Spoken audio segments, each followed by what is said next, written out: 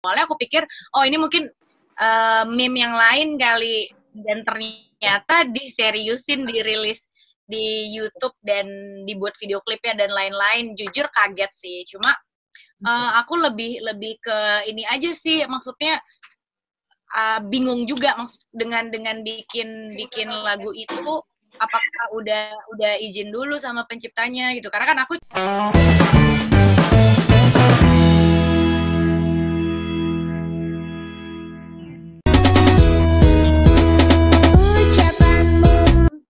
awalnya aku nggak tahu, tapi tiba-tiba kemarin malam ya, no, tadi ya kemarin malam bener banyak yang DM aku di Instagram, dan teman-teman aku juga pada ngirim link itu dan disuruh langsung lihat ke detik menit keberapa gitu di part yang aku bukan boneka tapi diganti dengan lirik Keke bukan boneka. Jujur aku kaget banget sih, karena aku pikir awalnya ini tuh cuma untuk bercandaan meme di sosial media aja, karena kan sebelumnya yang sempat viral juga dia ada ngomong, Keke ada ngomong aku bukan boneka, and then orang-orang pada nge-mix up dengan lagu aku yang aku bukan boneka. Awalnya aku pikir, oh ini mungkin meme yang lain kali, dan ternyata diseriusin, dirilis di YouTube dan dibuat video klipnya dan lain-lain. Jujur kaget sih, cuma aku lebih ke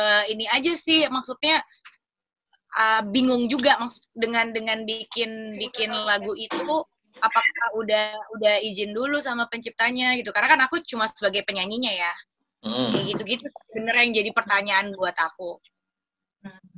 Berarti berarti Karini sendiri taunya nggak tahu langsung ya, pernah dapat kabar dari teman-teman ataupun sesama artis atau mungkin gitu ya?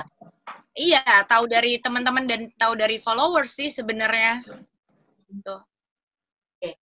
Nah, yang pertama berkomen kan sang penciptanya duluan nih, Karini, ya kan? Maksudnya ngomong dulu gitu si Bang Novi-nya kan? Ya. Nah, sempat nggak sih Karini dihubungin Bang Novi atau sebaliknya Karini yang menghubungin Bang Novi? Aku tahu dia nge-retweet yang aku bikin videonya. Aku kebetulan kemarin iseng bikin video, pada saat part itu aku sambungin dengan part yang originalnya yang memang aku bikin waktu take dulu, yang orang-orang menyebutnya itu ikonik dari Aku Bukan Boneka.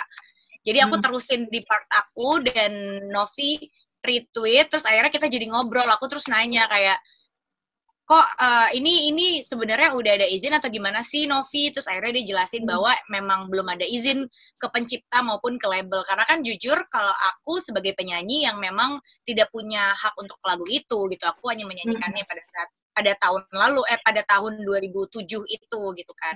Jadi ya Novinya juga menjelaskan bahwa sepertinya memang penyanyinya nggak salah, karena dia kan belum pernah menangani soal hak cipta, belum pernah punya lagu sebelumnya, jadi mungkin Kekenya sendiri nggak ngerti. Cuma Novinya bilang bahwa kan ada tim di belakangnya dia, ada manajemennya lah, atau mungkin ada labelnya yang seharusnya bisa lebih aware akan hal itu gitu.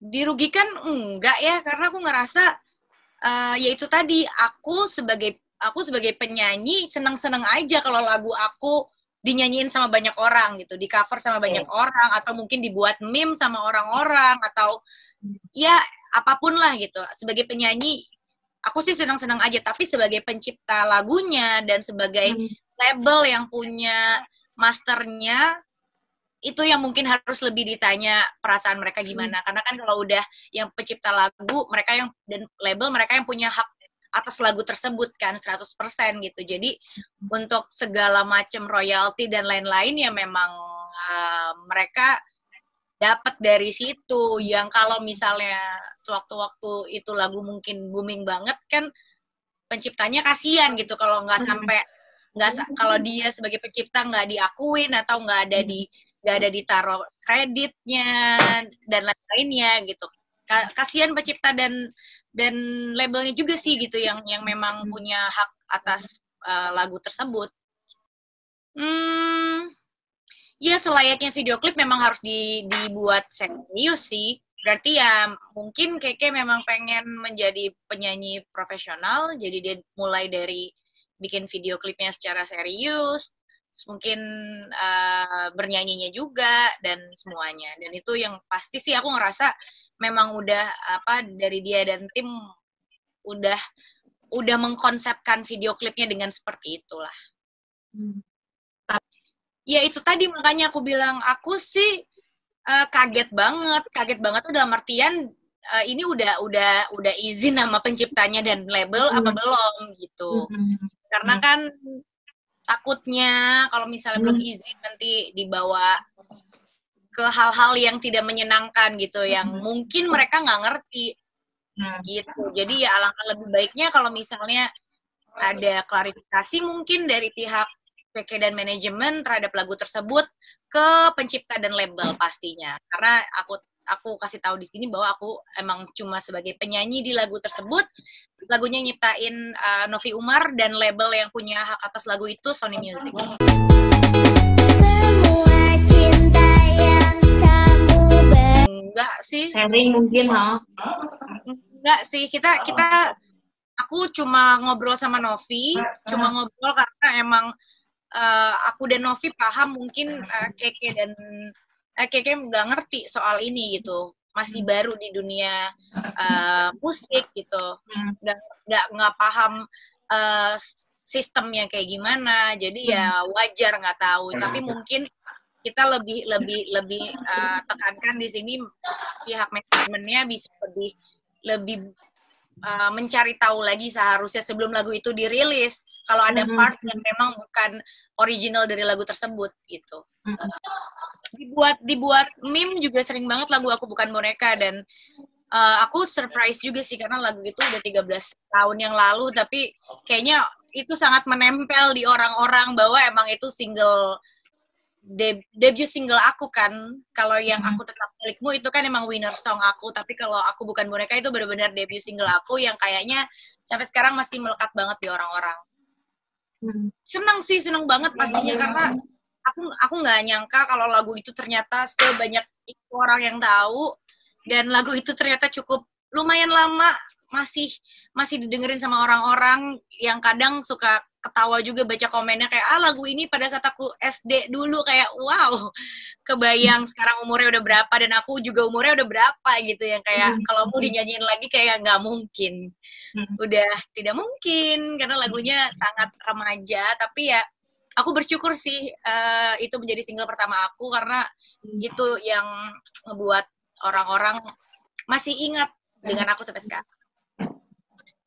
Aku untuk siapapun yang pengen menjadi penyanyi harus dipelajarin dulu sistemnya seperti apa, tentang hak cipta terutama, terus kepemilikan lagunya, tentang bagaimana dan kalau misalnya mau buat lagu sendiri dan tanpa ada lagu yang mirip sama siapapun ya nggak apa-apa, itu berarti memang pure lagu dari yang menciptakan. Tapi kalau misalnya mau mengambil unsur lagu dari part mana yang mungkin jadi favorit kalian, make sure kalau selalu dapat izin, karena untuk project aku yang bukan solo Subway, kita 3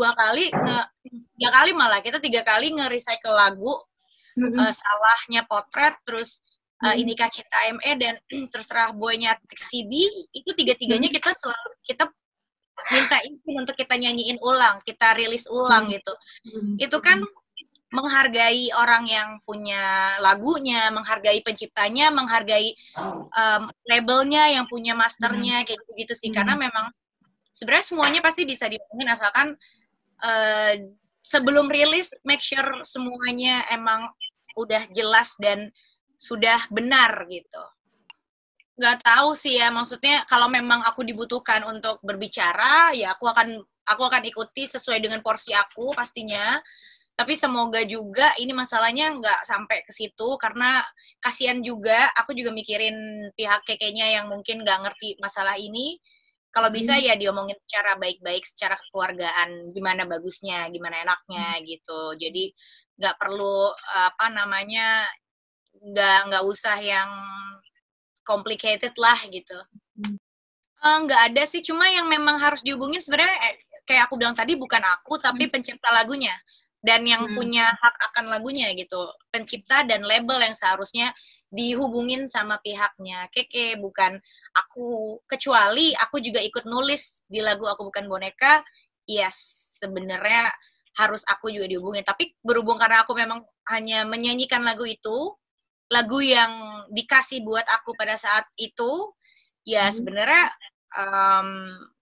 mereka nggak perlu nanya ke aku gitu. Itu sama aja kayak siapapun orang bisa nge-cover lagu aku tanpa harus nanya ke aku.